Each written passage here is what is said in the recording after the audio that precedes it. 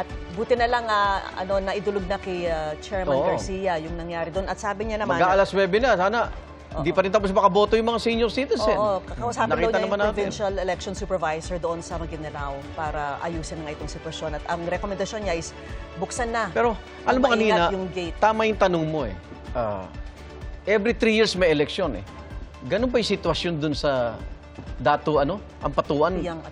Sa mga nagdaang eleksyon na hirap sila makaboto dahil paunti-unti lang yung pagpapapasok, or ito ay bagong security measures dahil maiwasan yung mga nagdaang aksidente o insidente. Dapat nag-i-improve tayo, hindi yung paatras, di ba? Dapat nag-improve tayo. Ang problema ko, mag-learn tayo sa nakaraan. Doon sa utos ni Chairman na pabuksan na yung gate, hindi ko na maisip kung ano na yung sitwasyon pag binuksan na yung gate.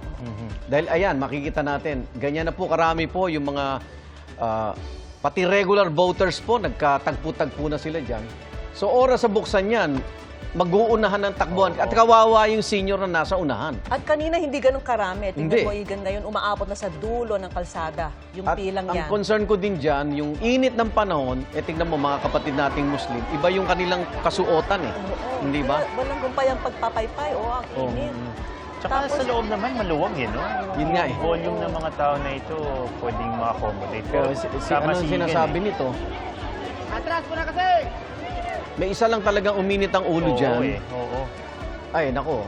O kaya, sayang naman yung iba na dahil sa ganyang nakikitang sitwasyon, mag-uwian na lang. Sayang yung boto nila. Pero ang nakakatawa nga, Igan, kanina, ang report ni June dun sa katabing gate na palagay ko wala pang 100 meters mula dito sa Sarado gate na din. pinapakita natin. Hindi ganito kasiksikan. O yun, may mga militar na rin na nasa labas. Kasi ang problema po ng mga nasa loob, ayusin lang daw ang pila. Kaya hindi sila nagpapapasok. Ang hirap namang i-impose ang pila rito. Paano mo nagagawin yung pila dyan? Diba?